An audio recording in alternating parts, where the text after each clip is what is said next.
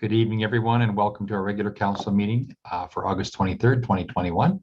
Just like to remind everybody that we are meeting virtually. And at this time, I'd like to call the meeting to order and ask one of my colleagues for an adoption of the agenda. So moved, Mr. Mayor. Moved by Councillor Roth for the adoption of the agenda. Are there any additions to the agenda from council?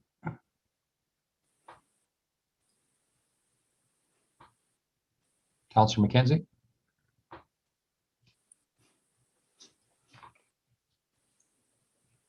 There we go. Yes, Mr. Mayor, I would like to add under section 8, councillor statement and updates, a notice of motion. Okay. Adding a notice of motion under 8A, so I'll accept that. Anything else from council? Okay, seeing none. Mr. Skrepnik, any changes or additions to the agenda? Yes, there is actually. Good evening, Mayor and Council. I'd like to add under closed session, Public Works Program update.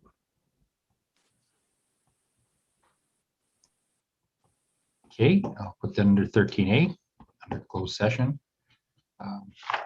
Okay, thank you very much. Anything else, Mr. Skrepnik? Not this evening. Thank you. Okay, thank you very much. Councillor Roth? Friendly amendments. Okay, all friendly amendments. Thank you very much. With that, I'll call the question on the motion for the adoption of the agenda. Okay, thank you very much. That's been carried. Okay, moving on to our 2A item is consent agenda. Is there any items on this that council would like to see removed from the consent agenda? Okay, seeing none, could I ask for a motion, please, to approve the consent agenda?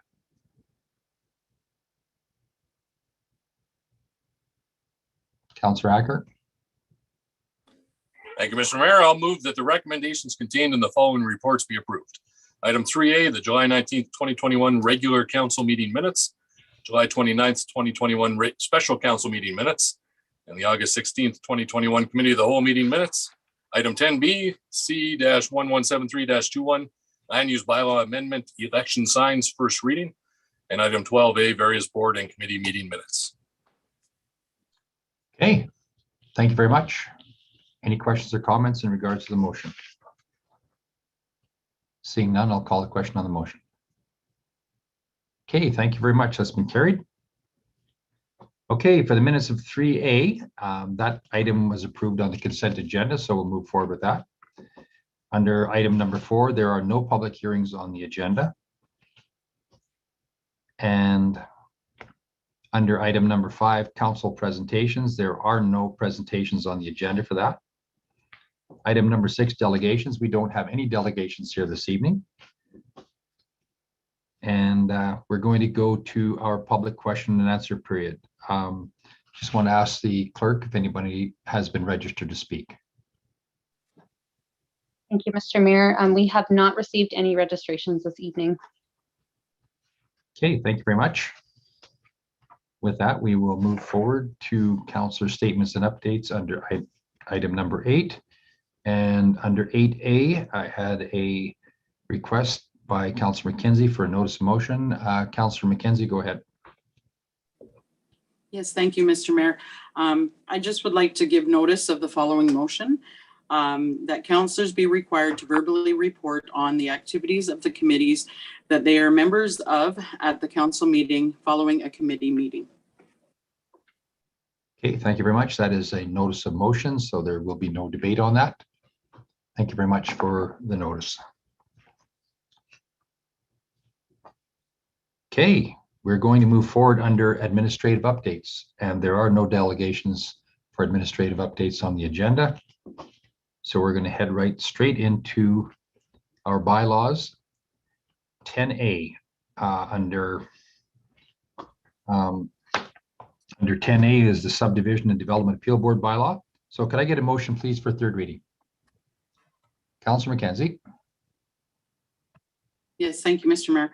I'll move that third reading be given to C 1163-21 Subdivision and Development Appeal Board bylaw as amended. Okay, thank you very much, Councillor McKenzie.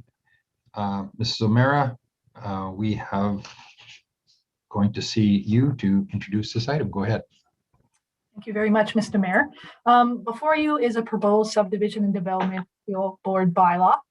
So the Subdivision and Development Appeal Board, also known as the SDAB, is a quasi-judicial board and it qualifies as a council committee under the Municipal Government Act. The bylaw serves as its terms of reference. The bylaw, as it currently stands, is somewhat outdated, having been enacted in 2002 with only one bylaw amendment since that time. And so consequently, there are a number of proposed amendments to update the bylaw to reflect process improvements and align with current legislative requirements. So there are a few significant amendments that I want to highlight. The first one pertains to the removal of councillors from the SDAB. So since the SDAB adjudicates on appeals of decisions made based on legislation council passed, removal of councillors from the SDAB avoids the potential conflict between the councillor's legislative role required on council and an adjudicative role that's required on the SDAB. So sections 4.2 and 4.3 have been added to make it clear who is and who is not eligible to be an SDAB member. So there are a number who are not eligible, including those who are not residents of Spruce Grove, city employees, and now included in the ineligibility is council, including the mayor as an ex officio member. So there has been a trend over the last decade to remove councillors from quasi-judicial bodies, including the SDAB. And although members of council are still common on SDABs of smaller municipalities, largely because of quorum issues, they are less common on the SDABs of mid to large size municipalities. And so we did review 13 mid to large size municipalities and 6 did not have councillors on their SDAB. So another significant amendment I just want to quickly address deals with term dates. So the current version of the SDAB bylaw indicates that terms are up to 3 years commencing on January 1st following appointment and shall terminate on December 31st of the final year. So the proposed amendment is to remove the specified start and end dates of the term while maintaining the 3-year term limit. So removal of these specified dates of the term just to provide more flexibility with respect to appointment of members and when the start and end date can occur. And again, upon review of 12 mid to large size municipalities, SDAB bylaws, only 4 actually specified dates for member terms. And finally, the next significant amendment deals with the chair. So the SDAB currently elects a member as chair from those who are present at the hearing. So in theory, this does provide members with an opportunity to gain some experience chairing meetings, but it also kind of prevents chairs from developing a strong proficiency in chairing meetings as well. And the procedures and conduct of a hearing are very, very important to ensure the principles of natural justice are adhered to. And so it's quite important that the chair obtain this proficiency. So the proposed bylaw indicates that the SDAB will hold an annual organizational meeting where a chair will be elected. And the term of the chair will be 1 year with the opportunity to be elected for successive years. And upon review of 12 mid to large size municipalities, only 2 had rotating chairs. Rest either elect a chair annually or on a per term basis. And then finally, there was the proposed bylaw also has been amended since second reading.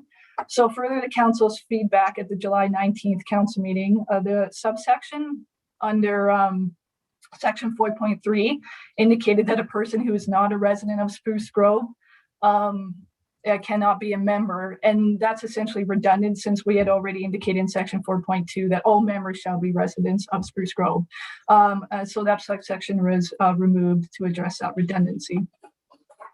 So that is basically an overview of the significant amendments. There were other number of minor amendments made that were included in the proposed amendments tracking sheet that was attached to the request for decision. So with that, I'll open up to any questions council may have on the proposed bylaw. Thank you. Okay, thank you very much. If there's any questions or comments from my colleagues in council, thank you very much for the presentation. I will go to Councillor Roth. Councillor Roth, go ahead. Thank you, Mr. Mayor. I'm going to support the changes to the bylaw in their entirety and the bylaw that's presented to us tonight. I will say that I did struggle a little bit with the appointment of a permanent chairperson. But after thinking long and hard about it today, I initially wasn't sure that this was the way that we should go. And I had a conversation today with one of my board member colleagues and to get a different perspective, and I'm going to support that as well. I did think that there would be advantages to having a rotating chairperson because it would give others the opportunity, give all board members the opportunity to serve in that capacity. Basically, the way it works now is we get together before a board meeting and we ask for volunteers, and whoever steps forward basically chairs the meeting for that evening. I'm okay with the appointment of a permanent chairperson because I now feel that it will, as is mentioned in the agenda report, it does give one individual the opportunity to develop some consistency and also to develop skills in that area. And when you move it around, I think maybe now that might be something that people might struggle with. So people who are not proficient in that capacity might struggle a little bit with the acting as chairperson for the meeting. The one I want to speak to more specifically is I'm going to reinforce my views expressed by myself when council gave second reading, and I will to one specific change, and that is removing councillor appointments from the SDAB. I think that's a very strong change. It's something that I advocated for several years ago, and I was told at that time that changes to the bylaw would be coming forward to council at some point in the future, and that's one of the things that they would be looking at addressing. And I think that it's a definite conflict of interest for council members to be adjudicating or to be deciding on the whether an action or a recommendation or a decision from our staff members are proper or otherwise. And I think that that's something that we must do to remove the councillor appointments, to remove any perception of bias or anything like that. I just don't think it's fair to put councillors in that position. So I'm going to support this without any reservation. So thank you, Mr. Mayor. Okay, thank you very much, Councillor Roth, for your perspective. And that's the same one shared by our administration and staff. So pretty straightforward at the end of the day that we would be making those adjustments that would be seen as positive moves by the city. Any other questions or comments in regards to third reading on this item? Seeing none. Oh, Councillor McKenzie, go ahead. Yes, sorry, Mr. Mayor, I raised my hand up in the corner, but anyways. It's a yellow hand against a yellow wall. That's why I'm having trouble seeing your hand all the time. Perfect. That's okay. No worries. I too will say a lot with Councillor Roth. I've had the opportunity of both being a public member as well as a council member, and I completely agree with the removing of the council members. I just have two questions, and I guess or actually one question and then two comments. First, for the newly added section of section 5.1, and I think it's great that we've done that because all appointed members must complete mandatory training, because I know sometimes it is hard. Prior to sitting at a hearing, because I know that's happened in the past where we have had some members before they've completed their training. So I think that's great. The only question that I have then is how many times a year do we offer that training, or is it hard if we have a new member join at a different time or that sort of thing to get them trained? Through the mayor to Councillor McKenzie. So I can advise that we typically hire legal counsel that comes and trains all our members, ideally all at once. If there were a scenario where, let's just say hypothetically, a member decided that they wanted to step down, we had a vacancy and had to appoint a new member, I do believe the government of Alberta offers training as well intermittently. I think they do in like the winter, fall, and spring. It's just you never know exactly when it's going to be offered, and they often get filled up very, very fast. That's why we prefer to do the training ourselves. Perfect. Okay. Yeah, I just don't want to see, an added cause hindrance on this. And then, I like the idea of the chair and the vice chair, so that way we're not having to rely on the chair being there every time, and we do have the opportunity of the vice chair. And I know myself just from the past, when we would just designate somebody at that meeting, I think a lot of people got nervous and nobody really wanted to do it. So at the end of the day, we always had the same person doing it because, you know, he or she had done it in the past. And so they kind of understood that, and that's where they're at. So my last comment that I have, though, is just that, you know, I am in favor of this and I don't want to see it delayed. So I'll be voting in support of this. However, I still believe there is an addition. And I just want to restate my concerns that I had said at second reading. And it is a very technical board. And as that new section 5.1 states, there's even a mandatory training session. And it is something that to me, it's not a lot of the regular board. I do believe there are a lot of municipalities out there that do pay per diems. And I would definitely like to see administration look into this for this board and maybe for all of our boards.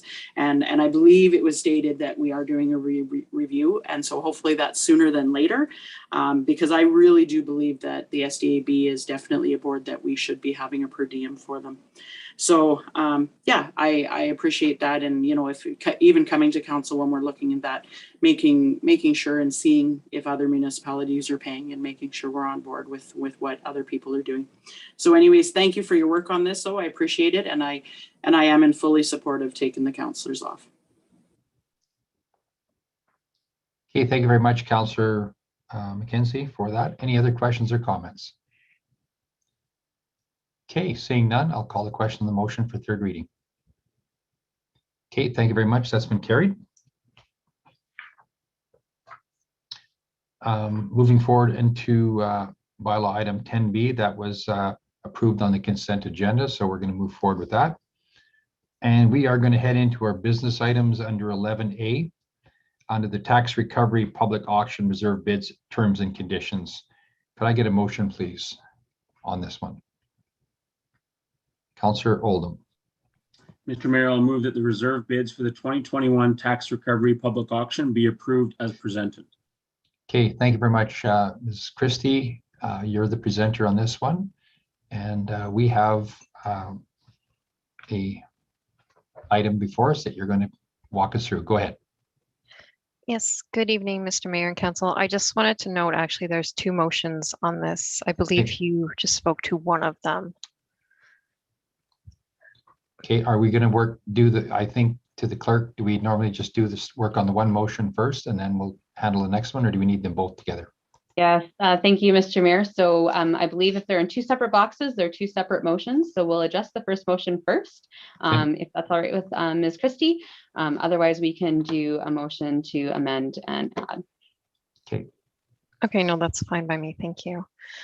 So the purpose of this request for a decision document is to seek council's approval on the reserve bids and the terms and conditions for the 2021 tax recovery public auction.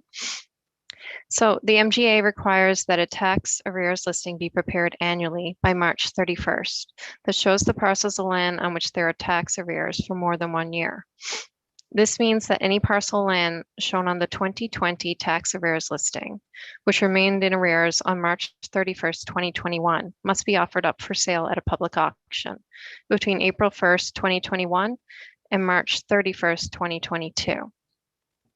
The 2021 public auction is currently scheduled for November the 17th, 2021 at 10 a.m.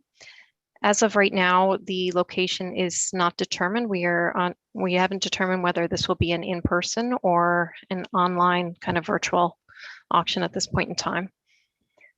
The properties included on the 2021 public auction reserve bid listing that you were provided are in their second year of notification, and as a result, they now qualify for tax sale by public auction. Property owners can pay the outstanding arrears at any time up to the date of the sale, and by doing so, they can be removed from the listing. They can also enter into a payment agreement of up to 3 years in order to avoid tax sale. There were 15 properties included on the 2020 public auction reserve bid listing that went forward to council last year with a market value of about 4.1 million. None of these properties ended up going up for auction last year as the owners eventually paid or entered into an agreement to pay. There are currently 16 properties on the 2021 public auction reserve bid listing for a total market value of 3.98 million. All reserve bid market values were prepared by the city assessor. And our goal for these property owners is for them to remain in their homes and to pay the outstanding balance. And we exhaust every effort within our limits to avoid taking a property to public auction. We also use the services of an external consultant tax service, which handles matters of tax recovery for the city of Spruce Grove. They prepare the city's listing for registration at Alberta Land Titles, and they prepare the documentation for the payment agreements. This party also is in constant communication with the ratepayers through processes by phone, email, and by mail. And city administration also sends out monthly reminder letters to ratepayers on their outstanding balances. Payment agreements allow for the payment of arrears as well as future levies within the terms. And going forward, our 2022 fees and charges bylaw will allow for penalty relief for those who entered into a payment arrangement. So just to provide you with a little bit of background. So last year there was a sale, or last year's sales had 113 warning letters that went through. This is a 3-year process. So 113 letters went through in January of 2019. And as of those, 59 were actually registered, and then all were removed from the tax sale list prior to auction. So when, like I had said, when this listing went through with 16 reserve bids last year, all of those ended up being taken off and the auction was canceled. So I am not sure if anyone has any further questions on the content that I have provided here tonight. Okay, thank you. Thank you very much for the presentation, and I'll open up the floor to my colleagues on council if they have any questions or comments in regards to the efforts by the city to collect these outstanding taxes. Any questions or comments? I just have one comment, and I'd like to thank administration for the effort. I know it's an arduous process, but the the financial impact for default taxpayers to the city is significant if you look at the numbers before us. But I'm really happy to hear that the ones that we worked on last year, that we came to an agreement with it, and nobody ended up having their house auctioned off. And these are efforts that we do to try to mitigate and try to support those citizens, and as well, council's new rules on penalty relief will also help the situation. So extremely happy with that. Any other comments? Seeing none, I'll call the question on the motion. Be approved as presented. Thank you. Councillor Oldham, do you want to finish this one off with the second motion? Sure, Mayor. I move that the terms and conditions for the 2021 tax recovery public auction be approved as presented. Okay, thank you very much, Mrs. Christie. That's the second motion. Terms and conditions. Are there anything you'd like to add, or would you like to speak to this at all? My only other comment that I would have on the terms and conditions themselves is that they have been reviewed in the past by legal counsel, and they haven't been modified since then from the form that they take today. Okay. Any questions or comments? Okay, seeing none, I'll call the question on the motion. Councillor Oldham. Thank you very much. That's been carried. Okay, moving forward under business item 11B. This is our sustainable procurement policy statement. Could I get a motion, please? Councillor Wilkie. Thank you so much, Mr. Mayor. I'm going to hydrate and make this motion. Whereas the city of Spruce Grove recognizes that we are part of a global society and the actions we take locally can have a positive influence on the world we live in. Our purchasing power can have a positive influence on the local and regional community and economy and support recovery. And whereas a policy statement on sustainable procurement would align with the city's fiscal sustainability framework and the 2021-2023 corporate plan triple bottom lines approach to sustainability. And whereas the city of Spruce Grove embraces the following sustainable procurement principles: value for money, enabling opportunities for local businesses and social enterprise, enabling opportunities for equity, inclusion, and diversity, supporting environmental sustainability, and leading by example in procurement procurement practice and governance. Now therefore be it resolved that as a city, we want to ensure that value for money goes beyond cost and integrates social, economic, and environmental value and benefit for our community. We are committed. Sorry, I've got chaos going on here. We are committed to creating positive environmental, social, and economic impacts while maintaining open, fair, and transparent procurement processes. And further that the city manager implement under the authority given to them under the city manager's bylaw C-1094-19 as amended, a sustainable procurement policy that reflects the above mentioned principles and aspires to the following objectives. Recognizing that the value for money is more than price paid, enabling opportunities for local business community to increase their capacity and capability to become suppliers to the city, enabling opportunities for local business and social enterprises such as community and not-for-profit organizations to create capacity for local job seekers, especially those who are marginalized, disadvantaged, and underrepresented in the workforce, working to reduce our impact on the environment by encouraging and where possible, adopting thoughtful purchasing behaviors, focusing on the triple bottom line in procurement, which incorporates social, economic, and environmental considerations that can be measured, evaluated, and reported on, leading in procurement governance, practices of integrity, fairness, and transparency, and openness while building organizational capability and expertise, working towards achieving equity, diversity, and inclusion outcomes in our procurement practices, and finally, aiming for continuous improvement in purchasing practices. Okay, thank you very much, Councillor Gilkey. And I think I'm going to note to Councillor Roth, I think our time together and mine with Roth for the last 20 years, I don't think I've seen a longer motion in the history of Spruce Grove. So thank you for taking your time to get through all that. Thank you very much for that motion, by the way. Mrs. Shepherd, go ahead and let's talk a little bit about what sustainable procurement policy is and the statement that was just read. Good evening, Mayor Houston and Council, and thank you for the opportunity to come before you again to speak about sustainable procurement. So the procurement policy statement that is before Council this evening for consideration was drafted based on the primer document that was presented to Committee of the Whole in June of this year and the discussions that came from that meeting. It communicates a vision and a desired future for sustainable procurement and then directs the city manager to put a sustainable procurement policy in place. So it has a definition of sustainable procurement that sets a frame, principles similar to and alignment with the values of the city that communicate priorities, and objectives that are act as a tactical guide for administration to work toward achieving through the act of procuring goods, services, and construction. So clearly setting out the vision and the objectives. So as we know, sustainable procurement considers social and environmental factors in addition to traditional factors such as price, quality, and service.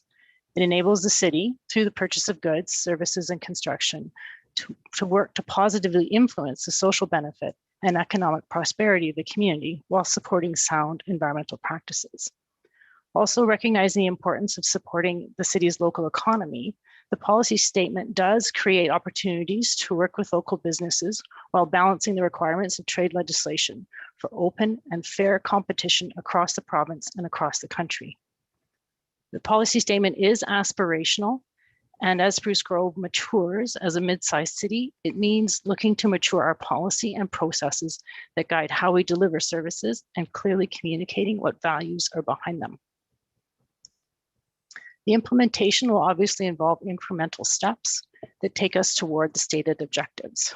There is an administrative policy that is currently being drafted, and stakeholder engagement will also form part of this implementation. When we think about sort of how this can be enacted in the short term and the immediate pieces, there's a possibility of taking a two-pronged approach on the larger procurement, where businesses are already engaged in sustainable procurement initiatives, those over $75,000. We could look at bringing in a leadership questionnaire, which would bring to the forefront those questions around fair work practices, workplace health and safety, wages, rates and diversity, and environmental management and stewardship. If we want to look at increasing the city's interaction with local business, there's opportunities to provide information with them on doing business with the city, either through our website or lunch and learn type workshops, and partnering potentially with our local Chamber of Commerce and our Economic Development Advisory Committee. Again, this is an aspirational policy, and those are some steps that we can take initially to get started down this road to meeting those objectives. And with that, I'm happy to respond to any questions that council may have. Okay, thank you very much. I will open the floor to my colleagues in council for any questions or comments. Okay, we've got Councillor Grilke, Councillor Roth, and Councillor Acker. Thank you, Mr. Mayor. I just wanted to thank Ms. Shepherd and Ms. Bourget for all of their work, and I'm sure ongoing work that's going to go into this policy. I think it encapsulates the high points of what myself and some others were kind of looking to achieve, to make sure that we are leading by example and setting the tone for how we spend our corporate dollars. And I was really glad to hear, Ms. Shepherd, that you're talking about maybe a two-pronged approach with maybe over and above the $75,000 mark, and also engaging in our with our stakeholders, the Chamber, the CCBA, and the Economic Development Advisory Committee. I think those stakeholders that do a lot of procurement practices already would be invaluable in this research. So thank you for that. You touched on workshops, and my only question would be timeline. I would love, and I know it would be impossible to have this in something in place for this corporate plan, but again, I know that's impossible. So I would just ask on your suspected timeline. Thank you. Through to Councillor Grilke. So we're working towards having this implemented in 2022. Great. Okay. Yeah, I know when you said this is aspirational, I knew that even suggesting that it be ready for corporate planning would be super aspirational, but I would assume that it's something that we will, or council of the day will have in mind, and administration will have in mind when we go through this corporate planning. So thank you so much.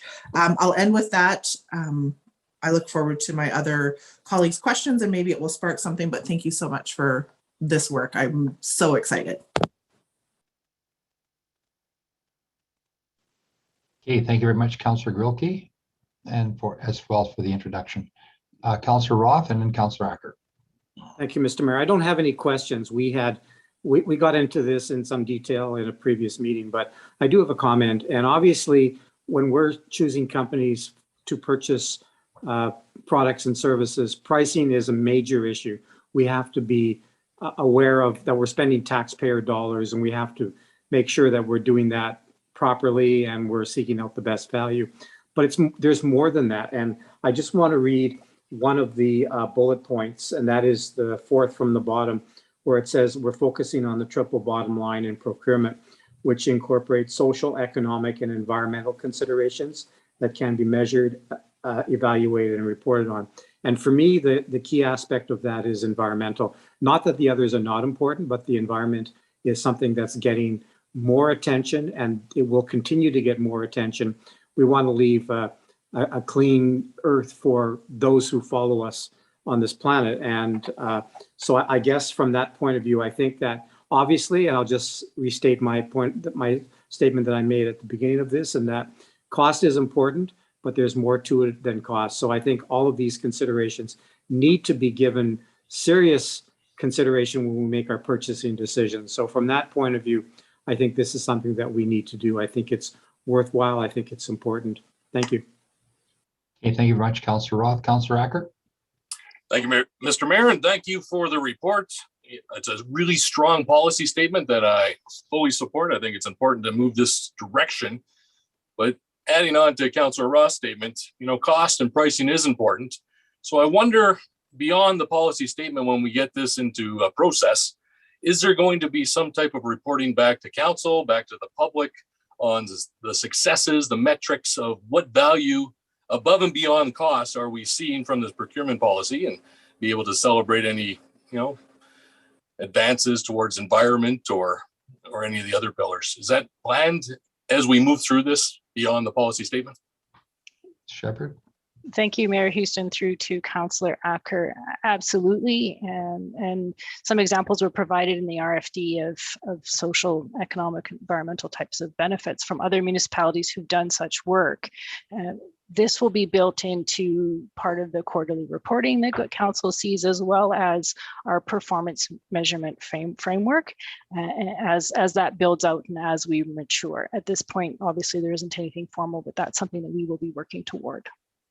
Fantastic. And I guess the other thing, as we get farther into this and actually putting it in place, they'll be ensuring that it's not too complicated, too difficult for smaller local businesses to be able to bid on contracts and have to jump through a million hoops or have background studies to justify, bidding on these. That we have a clean process, very open, very transparent, and very easy to maneuver and navigate through.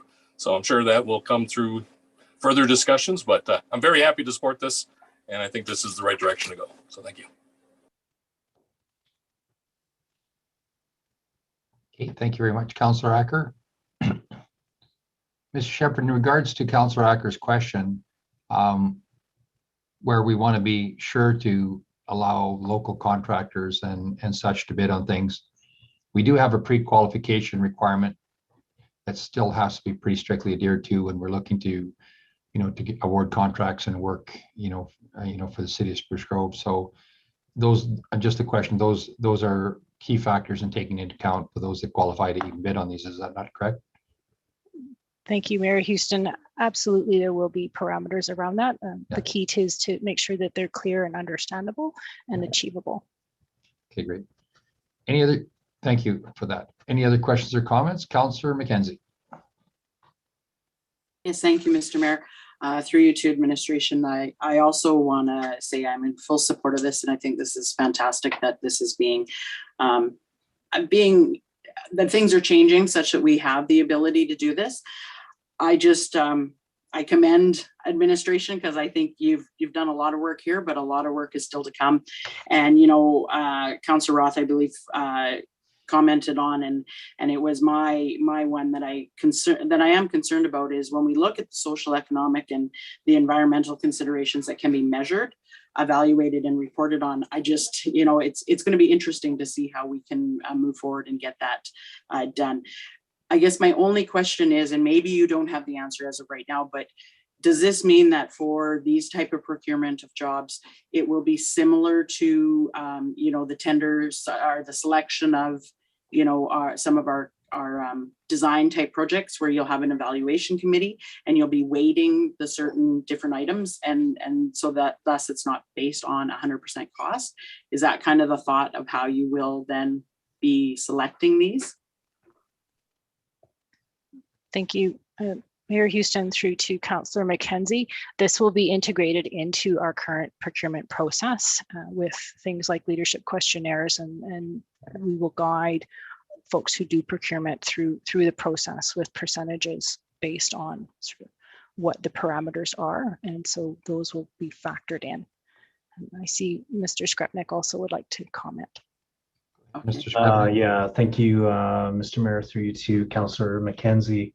Yeah, obviously tonight is the first step in sort of the evolution of our procurement practices, and it starts with having council articulate its policy position. And of course, as directed in the motion, the city manager now has some work to do with respect to trying to create a practical environment for this to occur. But using your example, what I would envision is that our historical scoring systems for some of our procurements, or most of our procurements, would need to be adjusted to include some of these social procurement principles. And then, how I would sort of see it play out is kind of in all things being equal, if one particular proponent can demonstrate more of these principles, and are evaluated on that basis, the likelihood of them being awarded is quite high. So it's about how we actually integrate these principles into our scoring and evaluation systems, so that we, still recognize the importance, as a couple of councillors have mentioned this evening, that we are stewards of taxpayers' money. So we need to keep that also in mind. But tonight's motion, if approved, will give us some additional guidance in that space. So hopefully that helps. Thanks. Yeah, thank you. And I think just along that lines, then, Ms. Shepherd, you had indicated, you might have one person looking at it. And that's what worries me. Like, if you look at social economic, and yes, you might get 3 proposals where they talk about what they feel going with them increases for the social economic. And if it is just me selecting, it's a very opinionated way. And thus, hopefully we'll be looking at some sort of a selection committee, just taking away any sort of, again, that questioning on that, and we got to make sure that it is fully accountable. And what I think is socially economic benefit, some people might not. And so, but I look forward to what administration brings forward. And while I respect Councillor Grokey wanting this right away, this is going to take some time. And I personally think even 2022 is ambitious. So thank you, administration, for doing this. I am excited to see this come. And I think, over the next 5 years, especially, our local community businesses need this. So thank you again. Okay, thank you very much, Councillor McKenzie. Any other questions or comments? Okay, seeing none. Thank you very much for your comments and questions, and Ms. Shepherd for the presentation. With that, I'll call the question on the motion. Okay, thank you very much. That's been carried. Moving forward under our business items 11C, City Center Area Redevelopment, Main Street Streetscape. I would just like to ask one of my colleagues for motion. Councillor Stevenson.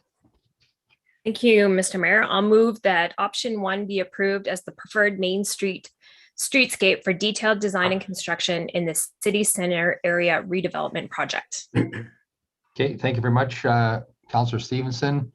Mr. Crawford, you've been very busy on this project, and you've had a tremendous amount of meetings and a tremendous amount of back and forth through administration on the development of this project. So I'm going to call you the subject expert that's going to speak to this tonight. Go ahead.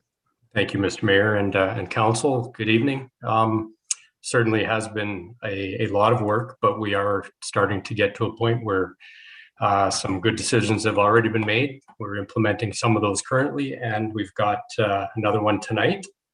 So I will just share my screen quickly. Okay. So on this item, our economic development and business development people have done a great job of assisting our city center area redevelopment plan team from the city and ISL Engineering by assisting to make first contact with a lot of businesses in the city center area and a lot of the property owners ahead of more of the detailed discussions regarding access management, mobility planning, and other area redevelopment plans and construction elements in this. So on this, we've previously been to council and discussed the cross section of McLeod Avenue. So next up, obviously, is Main Street.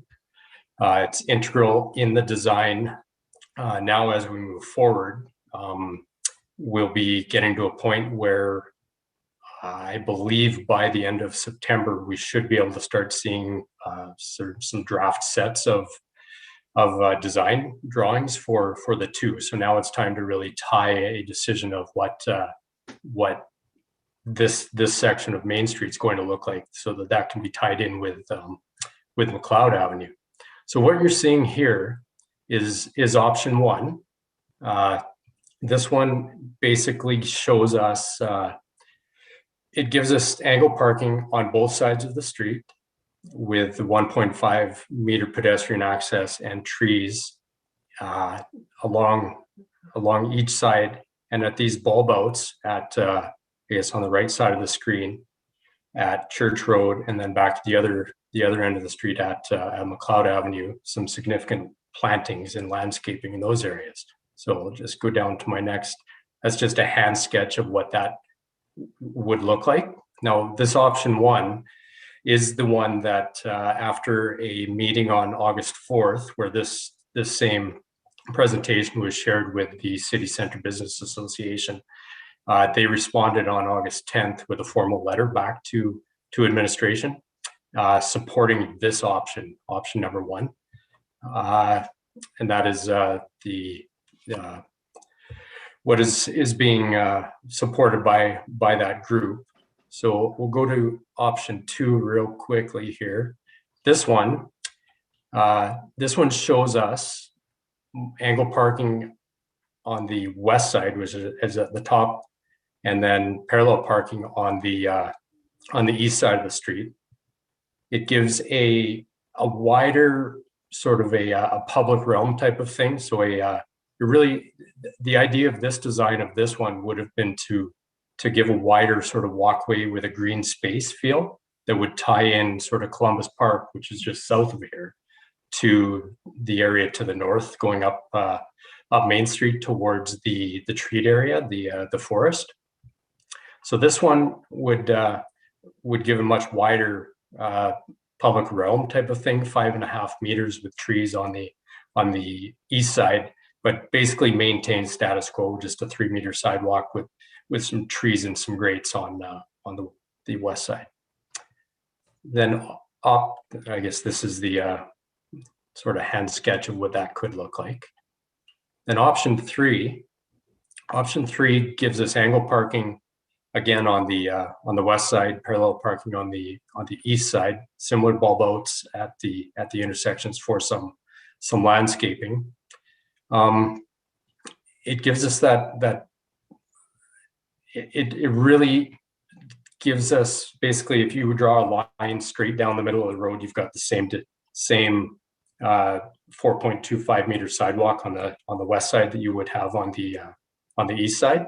So the intent here was to sort of show a real equitable balance of the area and achieve basically the same type of planting on each side, while still trying to maintain the angle parking on the west side and the parallel parking on the east side. So one thing to point out in each of these in this presentation, currently on this stretch of Main Street, there's 36 existing parking stalls. So in option 1, 36.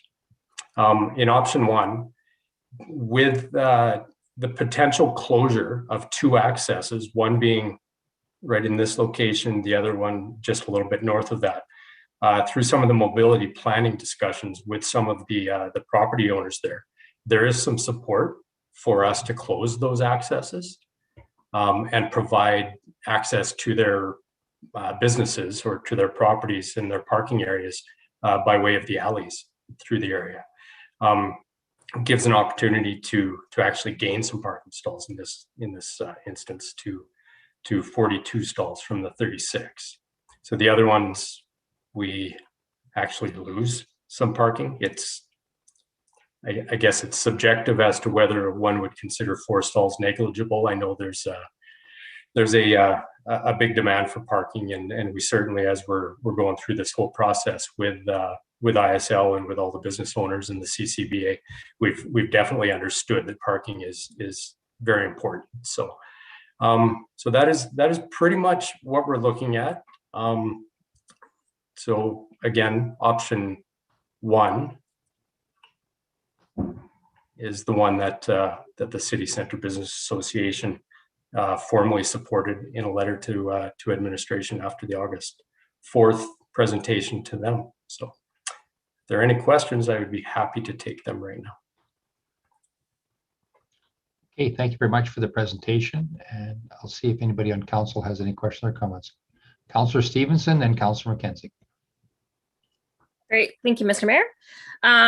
As you know, I'm the member that sits on the CCBA, and I have always agreed with their recommendations, except for this one. So this is where I actually have a difference of opinion, and it's probably because I'm looking through it through a different lens, and I'm looking through this longer term opportunity that we're creating for the city center. I have concerns with option 1 for a couple of reasons. One, I don't think we're doing a good job of accommodating anything other than the almighty car. And where I get really concerned is that we have parallel parking on each side of the street. And we mentioned that we're expecting bikes to be on the streets. Now, I don't know about you, but when I back out of a parallel or not parallel, but the angle parking, it is really, really hard to see when you're backing out. And oftentimes you're looking for that motion with a car. It's going to take one accident of someone backing out and hitting a pedestrian or a little kid that you cannot see behind you, that we're going to have a problem. The other thing too is I want us to think about how we're connecting into the larger part of the city. And to me, when you're running, you've got Main Street, you've got Queen, eventually, hopefully we're connecting into the trail systems.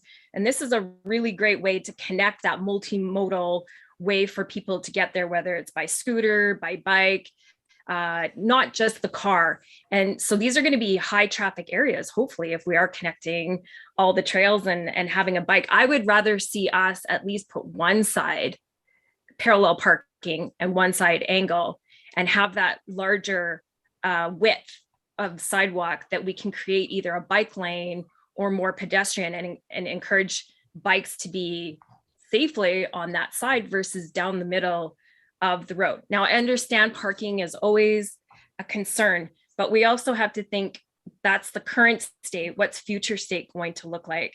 And this council has been pretty visionary, understanding that there's many ways to get downtown, which includes transit.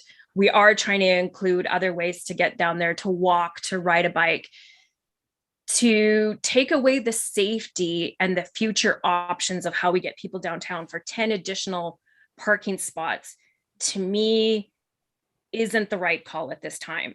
So even though I made the motion, I would actually vote against this motion, and I would prefer that we do look at a safer option for people who aren't in vehicles, and that knowing future focused, connecting our city center with the rest of the city, that this is a better option for us to be able to make those connections work.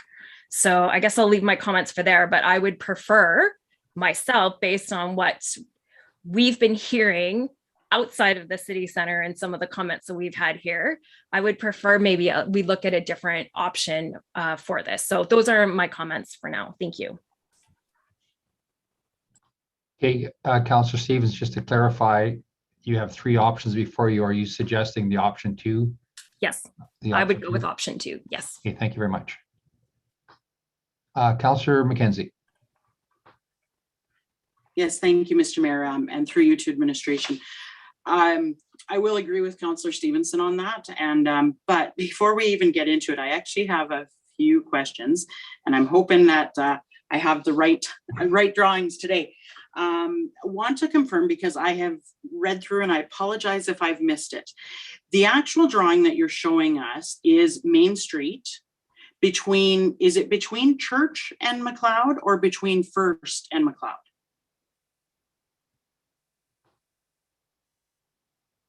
Unmute. Sorry, Mr. Mayor, through you to Councillor McKenzie. The north arrow on each of these drawings is very misleading. It's wrong. Yeah.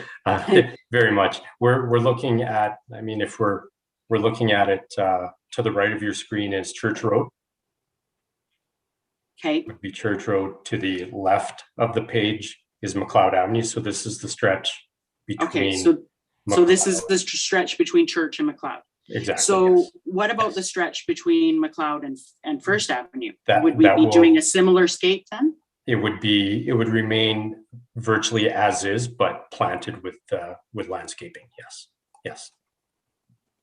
Yeah. Okay, that side staying as is. So those accesses to those businesses, and that's where I was confused, because I was looking at the map, and so if we're on Church and between Church and McLeod, yeah, the accesses that we're talking about is into like I think it's an optometrist and into the Royal LePage there. Those are so. correct, Then yes. how do they access their parking lots? Through you, Mr. Mayor, to Councillor McKenzie, the discussion with those business owners is that through upgraded back alleys, that those businesses their parking lots would be accessed. So there's existing alleys off of both McLeod Avenue, Church Road, King Street that all would converge to that area. Okay, and then at that point, would the city be making sure that we get proper signage for those businesses to direct them? Because reality is, if I'm coming down McLeod Avenue and I turn onto Main Street and I'm going into the Royal LePage and I assume that that's parking, I'm doing quite a bit of a detour. And so got to make sure that I know where and how to get into their parking lots. So just wondering about that. Certainly signage is something that would be considered. That's been spoken about already as part of the entirety of the mobility planning aspect of this project. So we've had some of our own planning people. Mr. Puchko's been very involved with that with the ISL engineering folks, and definitely some directional signage from McLeod Avenue, from Church Road, from King Street through those alleys to those certain businesses would be considered. Okay. So while I'm going to go back now and thank you for the north arrow, because I wasn't too sure if it was supposed to turn which way and which section we were actually looking at, because we didn't have any road references on these maps. Anyways, going back to what Councillor Stevenson was talking about, and I know I've talked about this many times when we've looked at this downtown section, is the bike accommodation. And I believe in sustainable transportation and looking at all modes. And I am concerned. I know within the actual overall development plan that we have, I believe that we had some sort of a bike transit kind of area map. And, so it worries me. Bikes accommodated with angle parking is dangerous. It really is. And so, whether we're able to look at maybe option 2 and even have, where we prefer the bikes to be on the one side of the street, or is there a means that we actually have some trail systems within our downtown core such that the bikes shouldn't be on the roads, because if they're using our proper plan that we have for that area, is there anything accommodating for that? Mr. Mayor, through to Councillor Mackenzie, you'll note on option 2, a much wider east side of Main Street. The intent there is obviously to widen that to allow more different modes of transportation to use that wider corridor, and really tie that east side of Main Street to Columbus Park to the south. And as you proceed north, as typical rehab work would continue north of Church Road on Main Street, this could be mimicked north of there to tie in up to towards that storm pond up at Moore Avenue and connect into the trees, into the forest. So I just to go back to the one question that I'd asked though is, within the actual downtown core, do we have a cycle plan of where the actual trails that we would allow cyclists on? Mr. Mayor, through you to Councillor Mackenzie, I would need to go back to the ARP document, but I do very strongly believe that that corridor for bikes is on Church Road, east-west on Church, and that would this would connect up to that from that east side of Main Street. Okay. So that is the. So, and I really respect the letter from our Downtown Business Association, and that I believe the work has gone into this. Again, I think we're trying to look at our downtown as creating this walkability area, and we've allowed some of our businesses to pay and have reduced parking. We're trying to give that, and yet this new model to me is accommodating to the vehicles. I hate to say that right now, I think that we need to make sure that we have an overall of how does this road tie in, where do the pedestrians tie in? Because even a pedestrian going on regular parallel parking is actually dangerous too, because you have the car door that flies open and the bike runs into it. So the bottom line is we all need to be paying attention. But since we're in the process of designing right now and looking at something new, is there a way that we can accommodate? If we're upgrading that back alley between McLeod and Church, maybe there's a potential that we put, an actual cyclist lane down there, and we can tie that into the Church Road connection or something. I just feel that we're missing a little piece. I was disappointed to see on all three of them that we have the pedestrians heading down the road where we've got angle parking. So I'm not too sure which way I'm going to go. I look forward to any other comments. Thanks. Yeah, I'm going to go to Mr. Lavaseur. He looks like he wanted to jump into the conversation. Thank you, Mr. Mayor. It's certainly something, as Mr. Crawford alluded to going back to the ARP document and looking at that multimodal aspect. The ability to utilize space becomes a little bit easier when it's wider. And so we had talked about this when we were discussing the McLeod Avenue as an example, more walkability. But the wider that sidewalks are, the more ability you have for such things as strollers and kids on bicycles.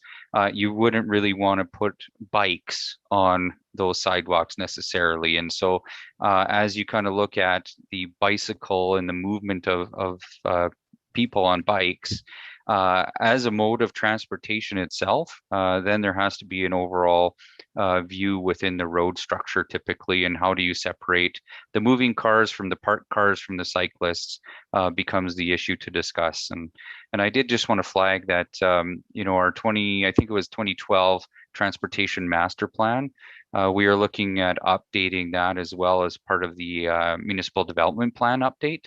And so we feel that there could be some options and opportunities to truly discuss multimodal transportation within the city. But it's certainly something that we can look at as part of the cross section of the roadway and or how the treatment is as far as the sidewalk goes.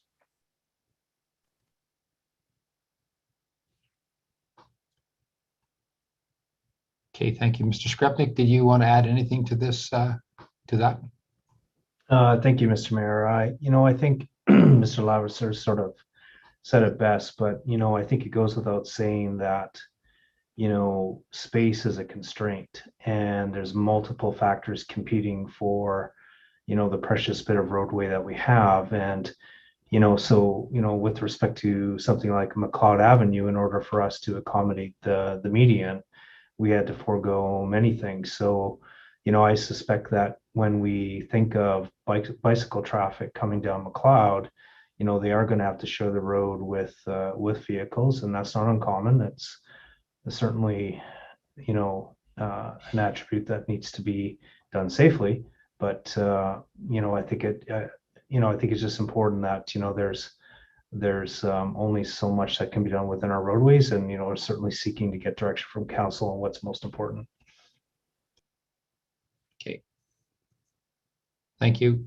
I have one question. Mr. Mayor, I have one question just before I go to back to Councilor McKenzie. The question is the access point, and I'm going to talk about the parking lot into the dental, or I guess that's the optometrist shop, and as well as the access point into Royal LePage's big parking lot there. Is it a little problematic if we cut off access to that, or am I missing something? They've agreed to that, to go way around the backside. Is that the way it is?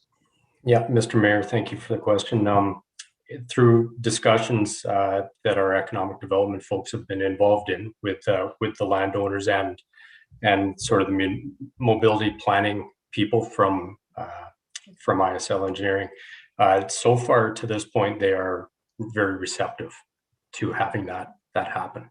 Okay. But some of the things they have asked is, how will people know to get to our buildings? And that takes us sort of to some of the questions I've attempted to answer already, with some signage, some better good plans on getting people to where they need to go. But certainly they those two property owners are very receptive to closing that at this point. Okay, Mr. Walker, did you want to add on to that, or I see you popped up? Through Mr. Mayor, the conversations we've had with the business owners, what they see is basically the parking. They see the customers using the on-street parking, and that was one of the things with the increase in the amount of parking that they wouldn't need necessarily to provide customer access to their private lots. So their thinking was that essentially the parking that would be access to the alleys would be used by their staff. It wouldn't be used necessarily for public parking. And but again, the notion was that if the accesses were closed, that would in fact increase the amount of parking on the street, which is where most of the customers in fact do park. So that was sort of the trade-off that they were talking about. Yeah, that's the reason I raised the question, because for them to agree to closing those two access points, which is key part of their parking, and then we go to another plan where we close their access and reduce the parking, is a little bit problematic, for the discussions we've had with them. So I just wanted to raise that because we reduce that ability to access, and then if we go to the parallel parking system, that takes away the parking stalls. I will defer back to Councillor McKenzie. I think she still had the floor because she was having one of her questions answered. So I'll go back to her and then to Councillor Wilkie. Yes, and I think I just want for clarity, by no means was I saying that the bike path needs to be on Main Street, and that's kind of what I was getting at. And I guess it's a little bit worrisome for me when we're doing one little street section, and we do have a whole redevelopment plan. And I believe, and I apologize for not having it at the top of my head, but I believe we talked about bike paths and where it is. So I guess, in all honesty, even just putting the word on there that the bikes are on that road, ideally that wouldn't be what I would want to plan, because that is a plan where you are putting cyclists in potential, not a great system. And I thought that we had a pretty good bike plan within downtown. So I guess, my question then to engineering was, maybe you're not recommending bikes on this road, which is great. And then you go with the angle parking because bikes are accommodated. And it's no different. We don't want bikes down McLeod Avenue. And so we want to make sure that the overall area. So while I respect Mr. Lavasier and Mr. Skrepnik's comments about, of course we can't accommodate it. That's not what I was saying. I was saying, where are we accommodating it? And to me, the comment of saying that we want the pedestrians on Main Street is not an appropriate comment on that plan, because I don't think that that's where the city truly wants to send the cyclists. But we got to have a better plan. And I thought we had one. Mr. Walker. Thank you, Mr. Mayor. If you go back to the ARP, the concept in the ARP, as Mr. Crawford had mentioned, was basically the bike traffic, the bike path, bike trails would be along Church Avenue. So that was the broader concept. It wasn't to have the bicycle traffic on McLeod. So the recommendation had been to move the bike traffic to Church.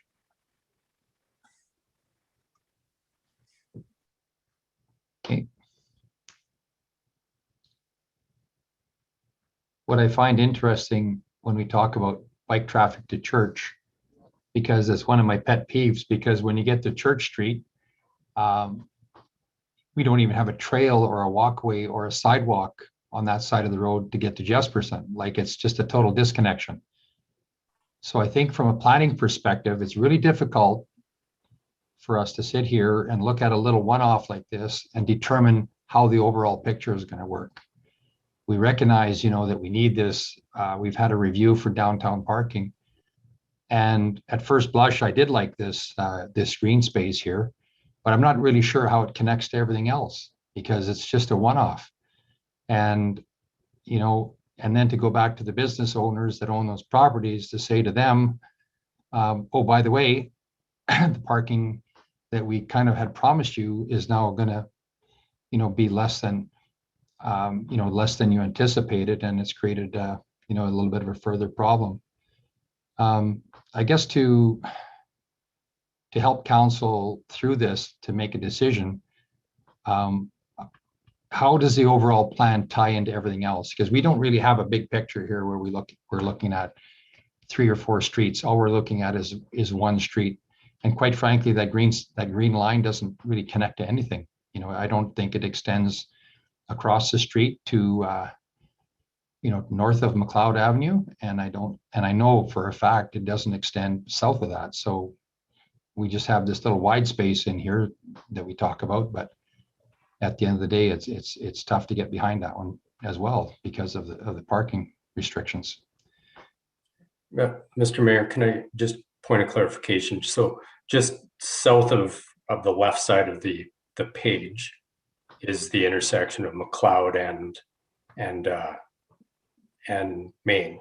So that would tie that green space in option 2 right into Columbus Park.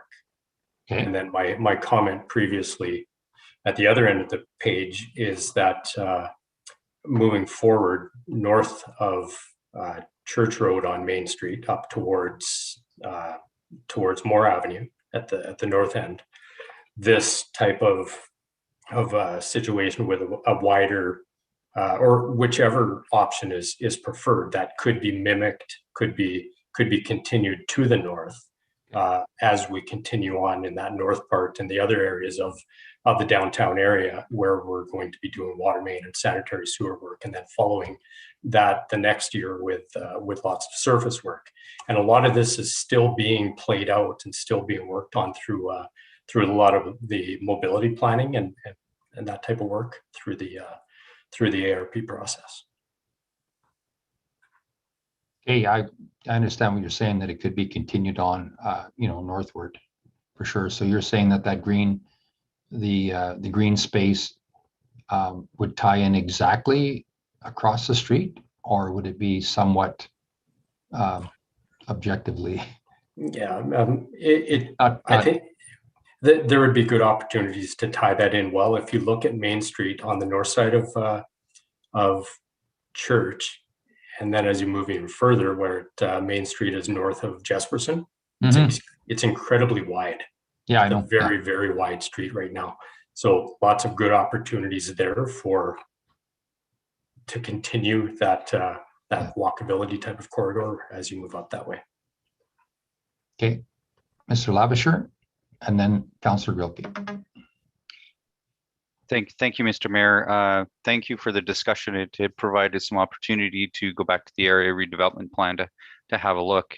And so there was some connectivity listed within the area redevelopment plan that spoke to enhanced cycling or pedestrian corridors and potential new sort of local sort of arterial road spaces. And so a little bit of the enhancements that were talked about today.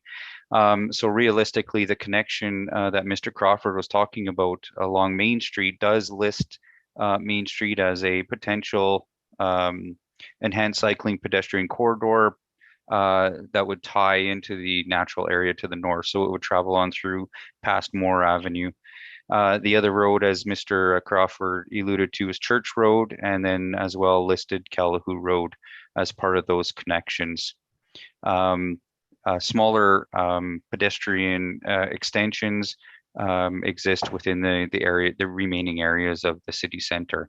And so there is, you know, as Mr. Crawford alluded to, if council were to, I realize that council is kind of looking at just the small sort of piece of this. The intention is to sort of mimic the decision here this evening to continue that on north along Main Street. And that would really tie into Columbus Park and further north. So again, it's up to council's decision this evening, along with the information that we provided. But just wanted to add the information from the area redevelopment plan, as Councillor McKenzie was alluding to earlier.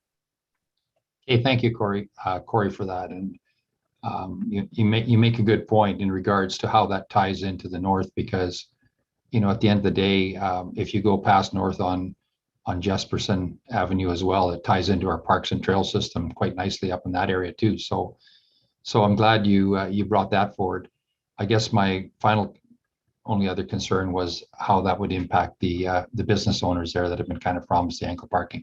Anyway, I'm going to go to Councillor Grilke. She's been waiting patiently, but go ahead. Thank you, Mr. Mayor. Just a couple of questions. I was just recently in downtown Stony Plain, and I was driving down their side streets, and they have a similar design with one side angle and one side parallel. And I thought it was an interesting idea. The challenge is, though, as some people have alluded, that it's difficult to make those decisions based on the little cross section that we're looking at. If I'm a resident who's downloaded this package, or if I'm somebody that lives in the city center, this is difficult to comprehend. We've got arrows that we've indicated are incorrect. And so I would really encourage us to maybe provide a better overarching picture. With that being said, I have two questions. Number one, and this might be a silly question, but I guess it's not silly because we have changed the parking angle a couple of times in the city center. If we decide on option 2 or option 3, and in 2 years we decide to scrap the angle parking or the parallel parking, how difficult, or which option would be easiest to make those adjustments in the future? Because we might not get it right this time, and we need to be open to that. Mr. Mayor, through you to Councillor Grelke, just in looking at option 3, I think that would be the most difficult one, in my opinion, to backtrack from. Okay. Just because we would have already committed to 4.25 meters of kind of enhanced landscaped pedestrian type of space on each side. I believe option 2 would be a much easier option to attempt to backtrack from, just because you would have had the you would have pretty much on the east side, you would have solidified your landscaped corridor heading north, and much more room on the other side to play and to make amendments on the west side. Okay. My other question would be then, again, driving down Main Street, Stony Plain, and it will flow into another question, is there were handicap stalls that in front of businesses, and I wonder how we would accommodate, or would we accommodate such parking on these side streets or on Main Street, I guess, as well. Through you, Mr. Mayor, to Councillor Grelke, yes, that is something that's in the works as part of the mobility planning. ISL Engineering, who's working through that with Mr. Puchko in planning and development, and myself, they've got copies, or they've fully understood the parking study that we supplied to them as a document for reference. So we continue to work through the mobility planning. Just basically your links to, from here to here, very much includes handicap parking stalls. Mm-hmm. Okay. My initial reaction was to, go with the CCBA's preference. But in light of this discussion, I am a little concerned. The other thing that I would hope, having dealt with maybe similar things in the past where maybe council has been told, or the assumption is that the business owners are on board with these major changes to access to their business. I would prefer if they're willing to put something in writing saying, I agree to this, because I would hate for there to be miscommunication or misunderstanding of what is going to happen, and we approve landlocking these businesses and access to their businesses. So I'm wondering if that's at all possible to acquire. I am leaning towards, I guess, option 2, because I agree that it is subjective whether 6 stalls is a loss. It is, of course, a loss, but how big of a loss would be dependent on some factors and your perspective. And again, I'm almost reluctant I'm challenged to vote on it because I want to see how it combines, and if we make this change, how the other streets will look, because it's difficult to make this decision on one side street and how it looks in the overarching. So if maybe we could have linked the ARP or something, but at this time I'm leaning towards option 2. Okay, thank you very much, Councillor Grelke. I'm going to go to Councillor Oldham, and then Councillor Ackers up next, right after that. Thank you, Mayor. One of the questions I have is as the bike corridor, if we can call it that, it goes along Church Road. Obviously, that's the key way for people to come through the trail system and get into the downtown area. And then whether it's on Church or other kind of streets to get to McLeod, what is the intent for how bikes will get from Church to McLeod? It's not a long stretch, maybe 100 meters or 150 meters, I'm guessing. So is the intent for them to use the roads in all cases, or is the intent for them to use sidewalks in all cases?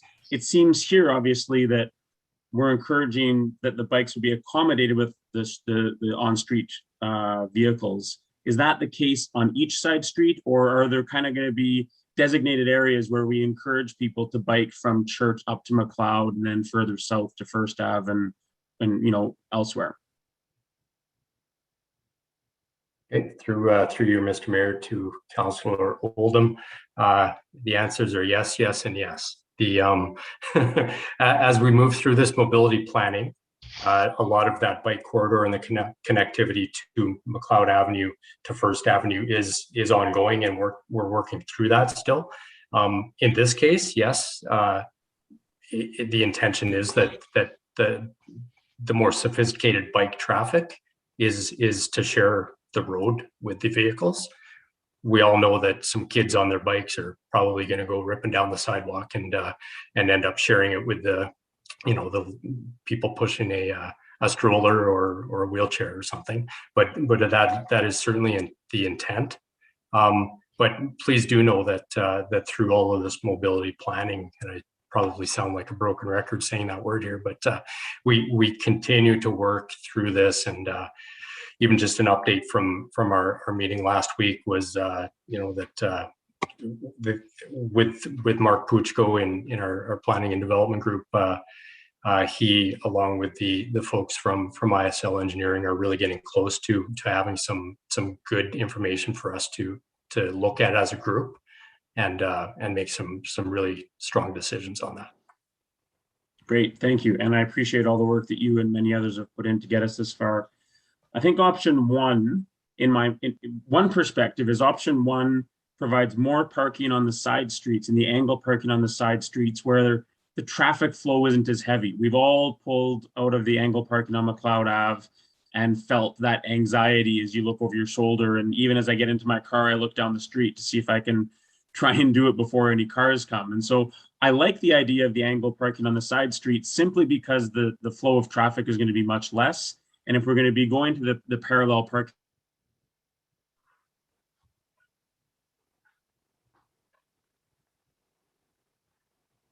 Okay, we got a bit of a freeze up. I just might have to send Dave a note and he might have to reboot back in.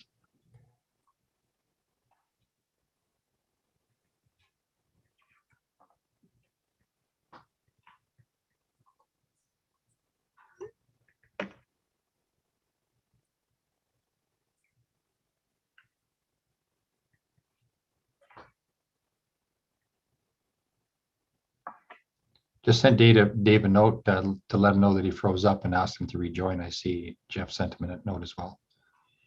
So we'll get him to try and rejoin in. Just give it a sec.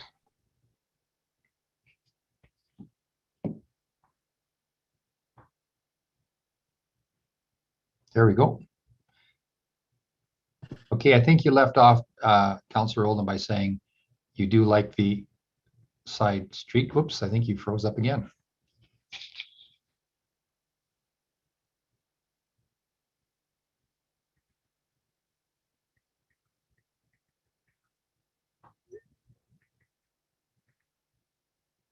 Maybe a phone call in might be better.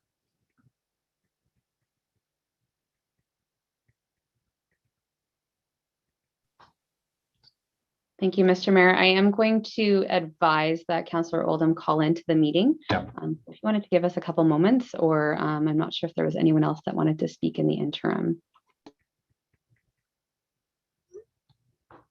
He's just answering me. Okay, let's go to Councillor Acker as Councillor Oldham is trying to get back in. Go ahead, Councillor Acker. Sure, thank you, Ms. Mayor. I learned a lot for the discussion, but a couple of questions. I wonder, does administration have a position on whether option one or option two more closely follows the spirit of the redevelopment plan? Because when I look at their redevelopment plan, there's some principles, there's some policies, there's even sketches with different types of parking. Is one or the other more in line with the spirit of the RDP? In your opinion? Mayor Houston, thank you through to Councillor Acker. Probably more than just my opinion, but my professional opinion from being involved with this and getting to understand that original ARP document.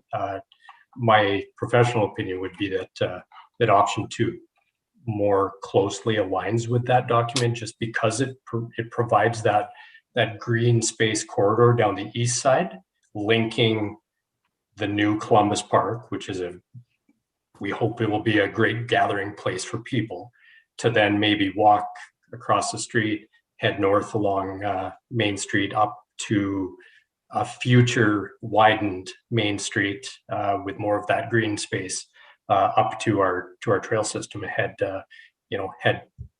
up home to Millgrove or Woodhaven, those areas. So that I do believe that one more closely aligns. Option one doesn't necessarily not align with it, but I mean, I can certainly see some of the benefits. Obviously, the parking is one with option one that I believe the CCBA really did appreciate with that option, that it did provide some additional parking in the area. Thank you very much, Mr. Crawford, and I would agree with your response. Just looking through the two documents and comparing these two options, because I don't think option three it has merit to consider. But yeah, I agree. The option two, all the drawings, all the plan for mobility, the enhanced pedestrian corridor up to the McLeod Ave through from Church, it all kind of aligns with option two.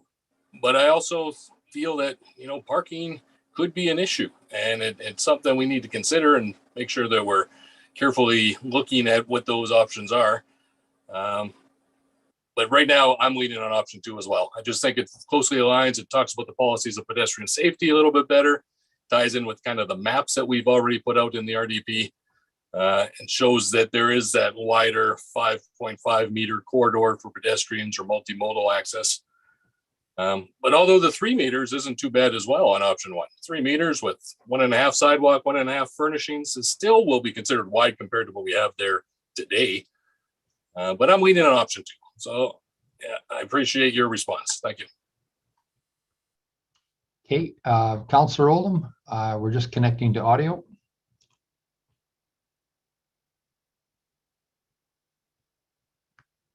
Okay, there we go. Councillor Oldham is back. Go ahead. Sorry about that. I'm not sure what happened. I just switched computers and hopefully we'll have better luck. My apologies. Just to fill you in on the conversation, Councillor Acker talked about the intent and how the overall plan for this streetscape aligned with the the overall ARP. And Mr. Crawford said in his professional opinion, he believed that option two closer aligned with the mobility options, recognizing that there would be a potential better trail connections and stuff to the north. So that was just a little bit of information that followed up, and Councillor Acker kind of agreed with option two, except he also is concerned with parking. So that's just in a snapshot of what was said while you were away. Great, thank you. Apologies again. So I think I was commenting on option one provided more parking in the right spot for parking because of the angle parking not wanting to be on McLeod Ave. But if we're going to be encouraging or promoting in any way vehicles traveling down Main Street to get from Church to McLeod, then I'm not really comfortable with that angle parking, because worse than looking behind you and going slowly looking for vehicle traffic is that bike traffic that's sometimes harder to see. And so I don't love the idea of having both sides angle parking with bike traffic. And I think as a few of my colleagues have pointed out, that the vehicle-centric mentality that we've historically had needs to be balanced out with the different types of mobility and encouraging people to get downtown in different ways.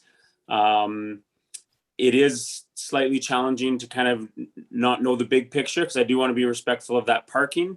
But I think given the options and given Mr. Crawford's comments, which I appreciate and agree with, that we want to allow people to be, using different access points to get to McLeod Ave and further south.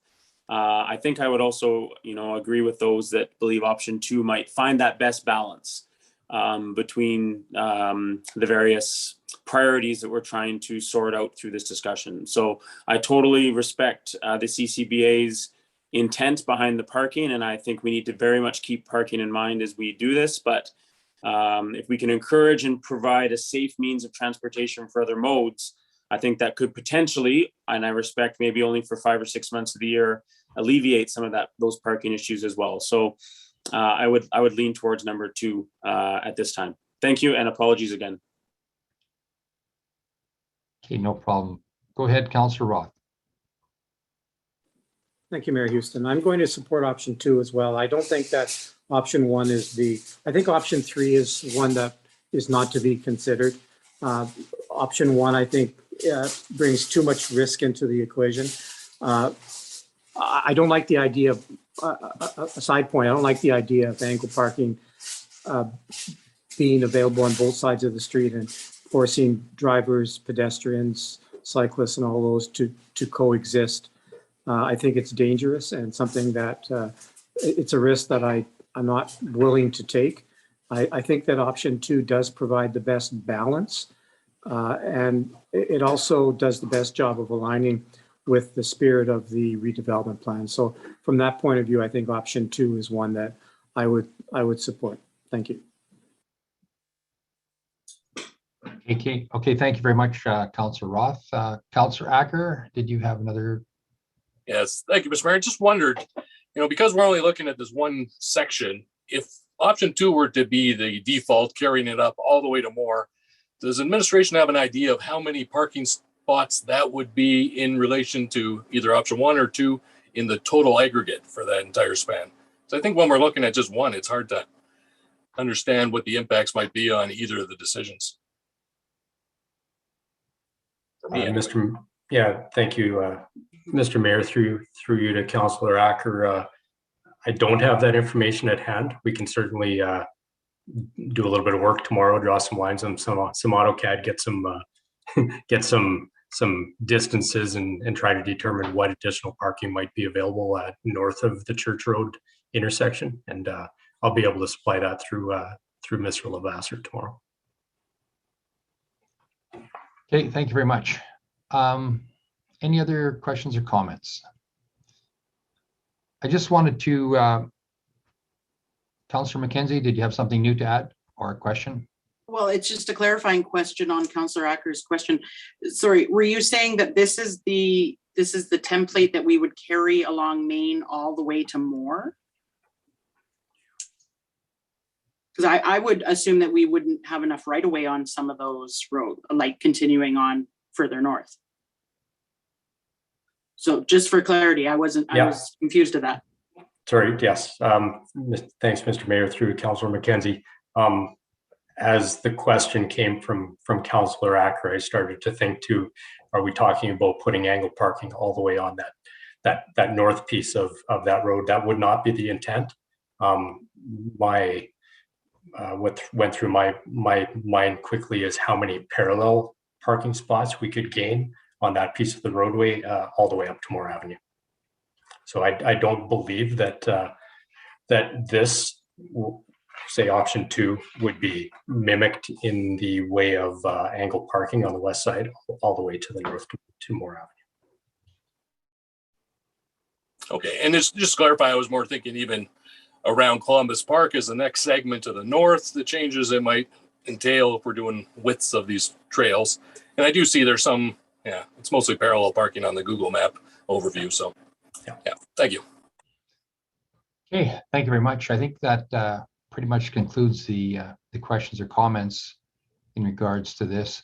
I want to speak in favor of option 2 as well. I think I'm going to follow Councillor Stevenson leads in regards to the connectivity. And you know what else I'm really happy to hear, because north, just south of Jesperson, there's is one of our disconnects that it's one of my pet peeves of finding these trail connections. And there's an opportunity for us to make those trail connections for everybody that ties into our parks and stuff. So we have an opportunity for our major trail connection on the future development of our city center to have people cycle and bike down along there. I mean, I know that would be a few more years out, but at the end of the day, you know, that's the intention of Mr. Crawford, what you talked about in the planning principles of trying to have that mobility addition. And I think it's important for us, you know, when we talk about the triple bottom line of social environment and all that, I think this is one that I'm certainly ready to support. And I've heard, you know, from majority of councils. I would say, you know, when we're in the future stages of our city center redevelopment, as we can sometimes get a little bit of a broader picture when we can tie it into it. It makes it a little bit easier for council to, you know, to see how this all ties into the broader picture for sure. But I certainly support the initial conversation with, you know, that started off and what my colleagues on council said. So I guess we would have to, we have a motion on the floor, so we would have to amend the motion. So I would have to ask one of my colleagues on council to make an amendment to the motion currently before us. So if I could get that to look at an amendment, Councillor Wilkie, go ahead. I feel like I've used up all of my motions for tonight, but I will make the amendment to include or to scratch option 1 and to change it to option 2.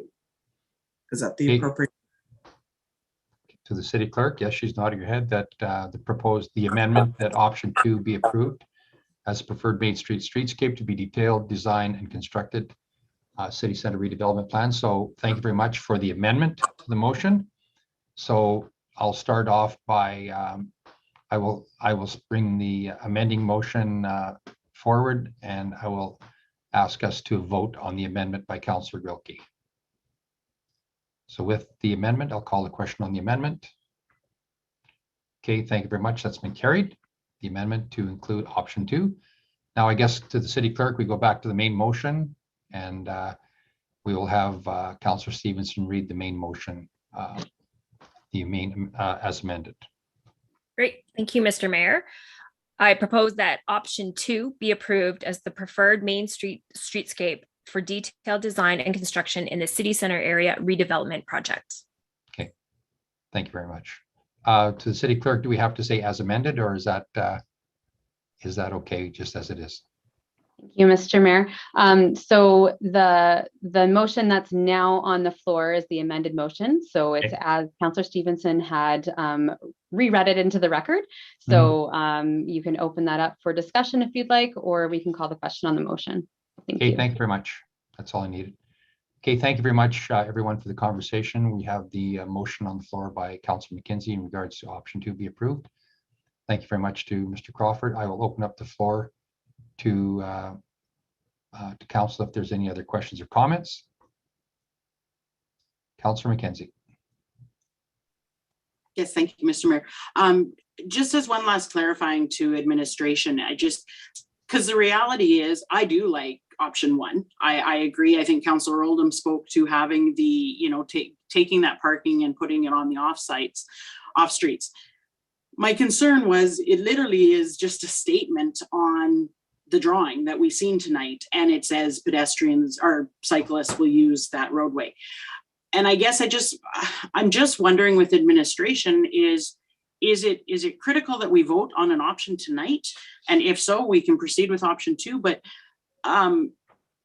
would it also, though, could it be that administration could go back and have a look at the potential bike lanes, paths, and is there a way that we can make option 1, which the CCBA likes, administration obviously recommended it, make that work along with a cycle plan? Or is this something that we need to push because we're in the middle of construction, and like I'm feeling a little bit like we're making decisions without seeing the overall plan, and I'm really struggling with that. Mr. Mayor, through you to Councillor McKenzie, and just maybe a brief statement here before I might defer to Mr. Lavasser or Mr. Skrepnik on this. But there is a bit of a push right now with the decision already being made on what McLeod Avenue will look like. So we are really hoping to be able to get this pinned down so that it can be included in the overall design, so that we can continue on, and hoping to meet a mid-November tender.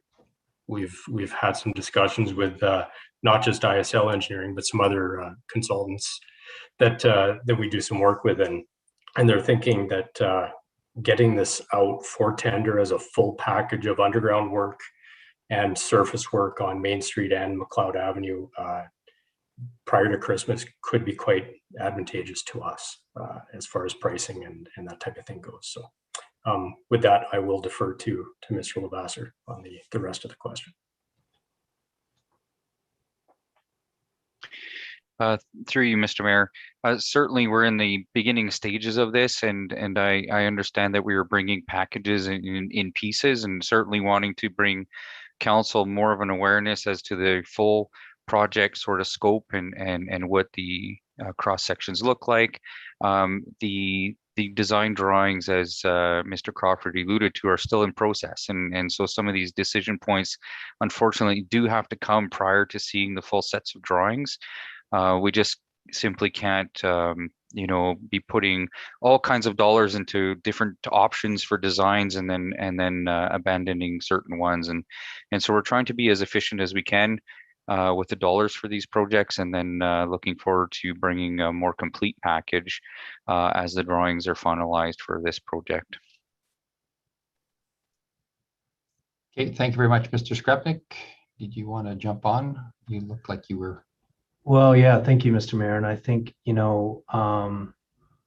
the value in landing a decision this evening, and I think, it's pretty clear to us administratively that as we continue to work on the redesign of the downtown and the corresponding area to the north, that there needs to be strong consideration for different modes of travel, different opportunities for bikes, etc. And I think, option 2 provides us good insight into that. And I think it helps us move ahead the tender. And I think it does absolutely inform us on how we bring future options to council as we continue the broader redevelopment. So, I guess, certainly take direction from council this evening, but I think what's being provided provides us some good information administratively. Yeah, thank you very much, Mr. Skrepnik. And I think, this also provides administration with some direction too in regards to the mobility enhancements that we can achieve. And I appreciate the comments, from all of council in regards to the motion. I think at the end of the day, this small segment of this decision, while it was, it was one that, that I think is supported by the majority of council, is important for us to move forward on this evening. So with that, in regards to, moving forward and getting this tender package out, and we'll be able to provide Mr. Crawford, Mr. Lavisher, and the planning team and ISL and that an opportunity to integrate some of these principles that we talked about here this evening into future planning, as we go north and stuff, as the rest of the downtown redevelopment. So I think I'll close off the conversation with that in regards to the motion before us on the option 2, and I'll call the question on the motion. Thank you very much. That's been carried. Okay, at this time, I'm going to call for a 7-minute recess. I just got a note from one of my colleagues to say time for break. And we'll just call for a 7-minute recess. We'll be back right after this. Thank you.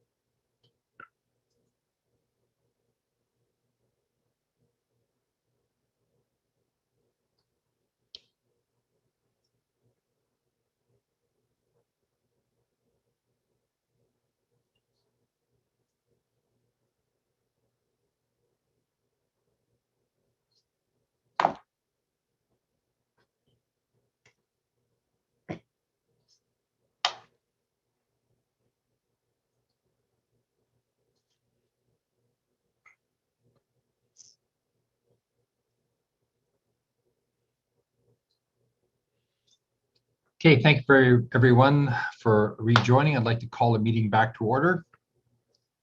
And we will go on to our business item 11D.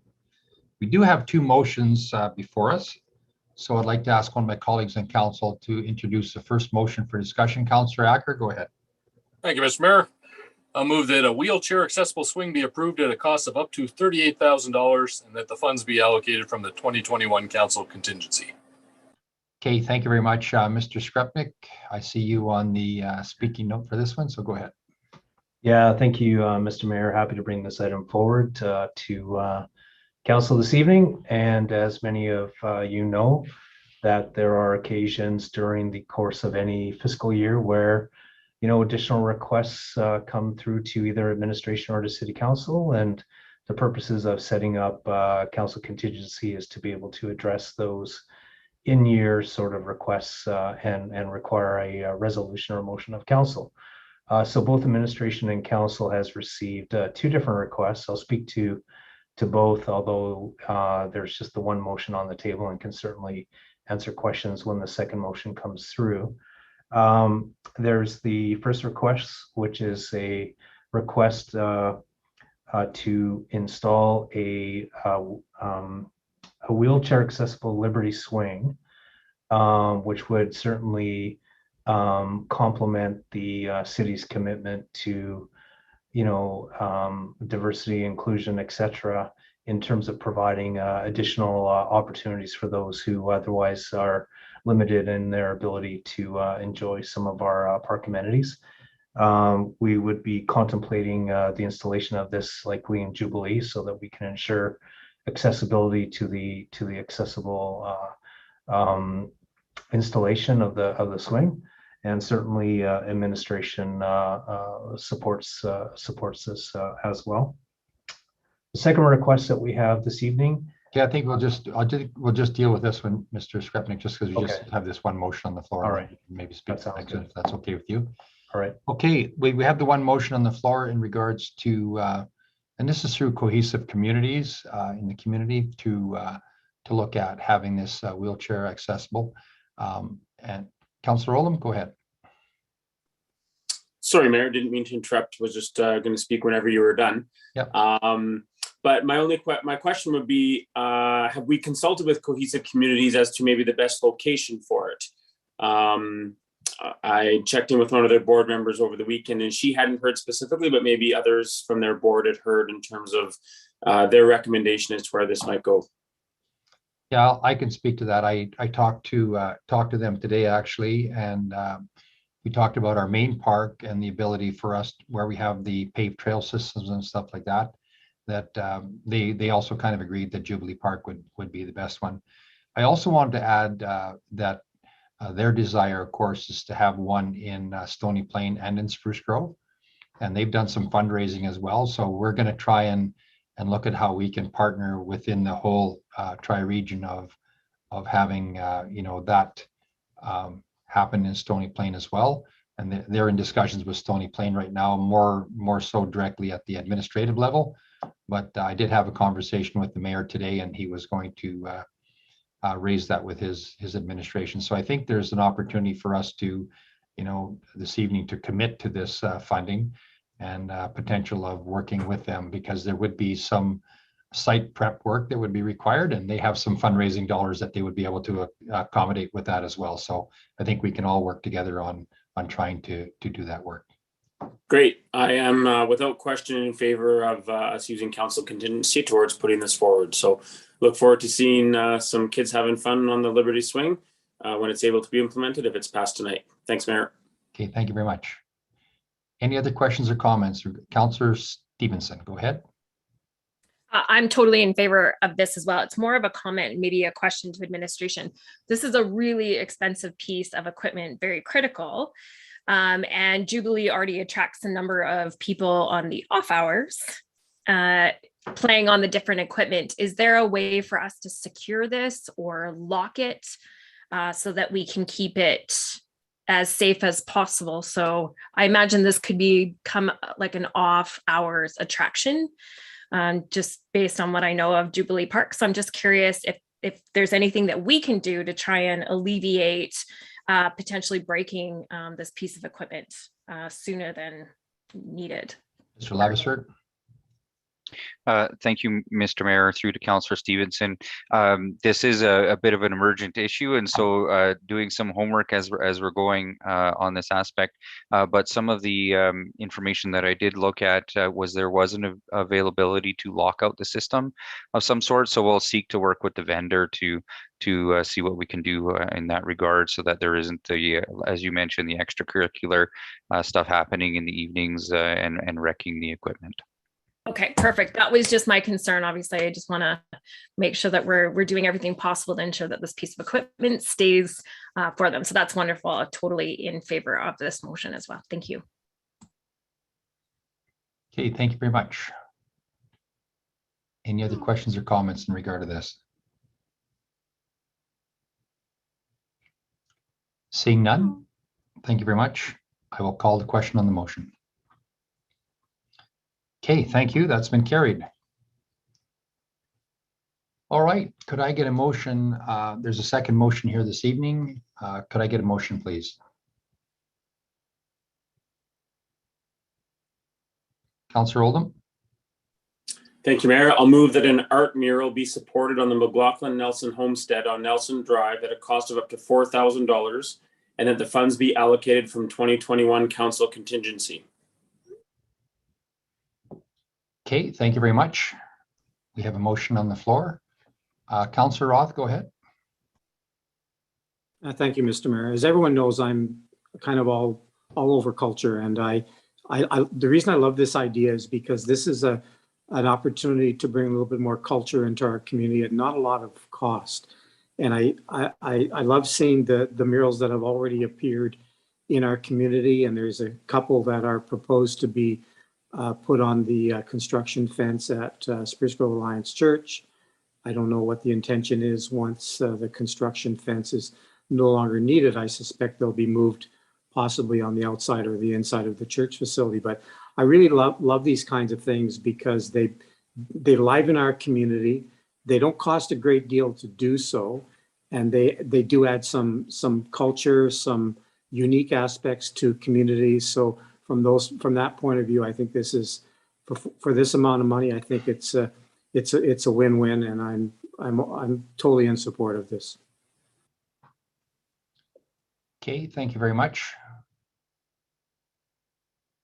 Councillor Stevenson. Yeah, I just have a couple of questions. Are the murals going to be accessible to the public at all times?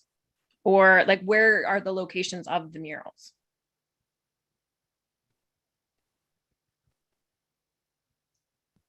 Through you, Mr. Mayor, to Councillor Stevenson. I can't speak with certainty, but what I can share is that the murals would be on the premises, and I would suspect that the enjoyment of those murals would have to be off property. Okay. I guess I would look then for a little clarification, because if we are spending council contingency on murals, my assumption is they want the murals to be shared with the public. Why else would you do murals other than for your own enjoyment? But I would love clarification on where the locations of these murals are going to be, so that, well, we want the public to be able to enjoy them. And I assume there's probably a bit of history from what I read in the letters and stuff. So I guess Mr. Lavasser maybe has some clarification on what they're planning to do with the murals. Through you, Mr. Mayor, through to Councillor Stevenson, when reviewing the request, it appeared that they were trying to align the murals with the approximate locations of some of those facilities or the buildings. And so the murals would emulate certain buildings that existed on the homestead or the farmstead at that time. During certain periods, and they would be roughly mirroring the approximate locations of those on the site. Okay, so it is on private property. It's not necessarily accessible to the public at all times, but perhaps in the future, the goal is to have people be able to see those murals. I'm just trying to understand what we're actually funding. If it's a private project, that our public will not benefit from, or if it's a project that ultimately they want the public to enjoy.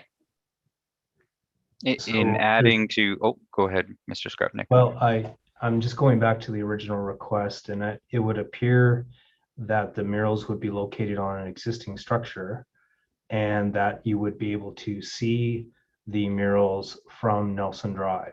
So whether you were driving by the property on Nelson Drive or you were walking by the property, that you would be able to see the murals from that location. Nothing in their request indicated that they would be opening up their property for access to the public to view the murals.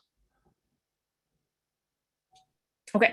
I wanted to add to Councillor Stevenson's question. Yes, it is very visible from, from the roadway and the sidewalk. I went out for a walk the other day just to see that location, and yeah, there's a great big metal barn looks pretty rough and shabby at the moment, and there'd be nothing better than to have something painted on there.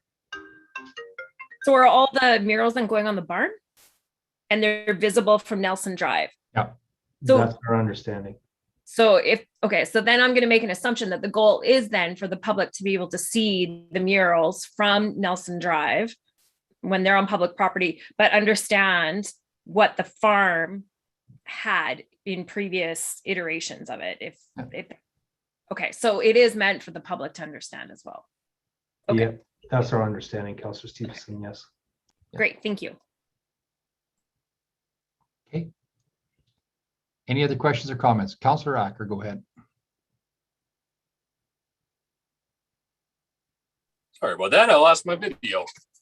Very supportive of this. I think it's important. It's great for our history, and it's great to bring, beauty to our community. The one question I just have, and I'm sure it is the case, but by providing this grant, we are in no way taking responsibility for the future upkeep or maintenance of this mural. This is a one-time grant to get it done. If it gets vandalized, if it gets damaged, then they could always come back to us, but we're not on the hook for maintaining it. Is that correct? Through you, Mr. Mayor, to Councillor Acker, that is correct. Perfect. I think it's wonderful. I'll support this. Okay, thank you very much, Councillor Acker. Councillor McKenzie, go ahead.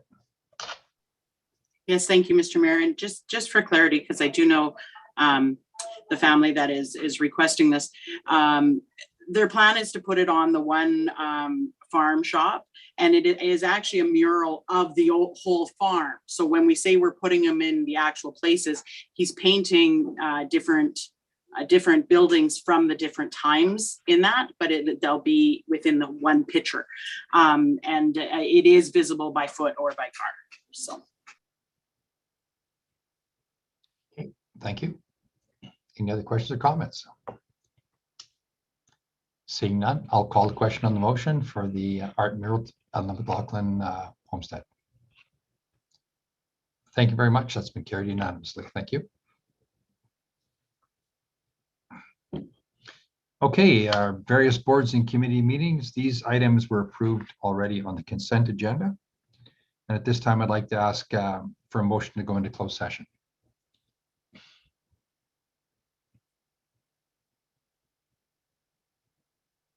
Councillor McKenzie.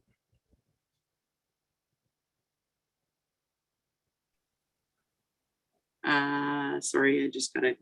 Oh, shoot, I closed that one because that was our extra edition. Sorry, I don't have the wording. Is there somebody else? Councillor Stevenson, go ahead. I'll move that council go into closed session under section 24 of the Freedom of Information and Protection of Privacy Act, respecting advice from officials. Okay, thank you very much, Councillor Stevenson. So we have a motion on the floor by Councillor Stevenson to go into closed session. I'll call the question on the motion. Okay, thank you. That's been carried.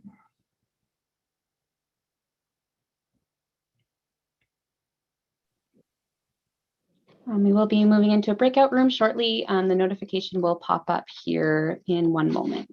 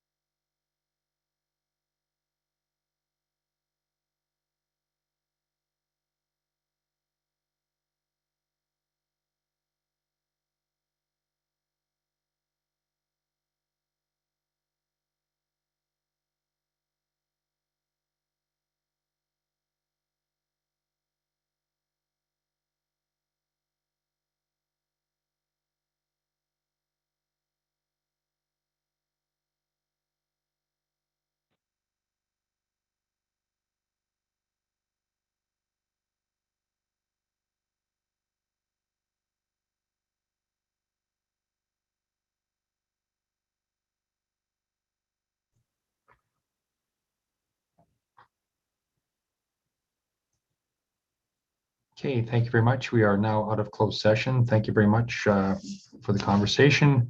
There is no business arising from the closed session. And our item number 15 this evening is, I will ask one of my colleagues on council for a motion to adjourn.